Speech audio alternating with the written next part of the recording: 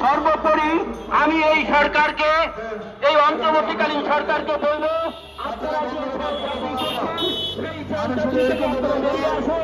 সংবাদপত্রকে একটি শিল্পী হিসেবে ঘোষণা করুন এবং এই শিল্পের সকল দায় দায়িত্ব আপনাদের পালন করতে হবে। এই বলে আমি আমার বক্তব্য শেষ করছি। ধন্যবাদ। বক্তব্য রাখছেন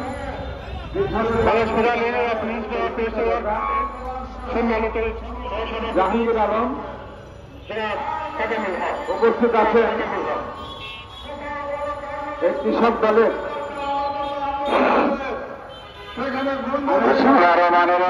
আন্দোলন সংগ্রামের অধ্যকার বাংলাদেশ সংবাদপত্র কর্মচারী ফেডারেশনের ও প্রেস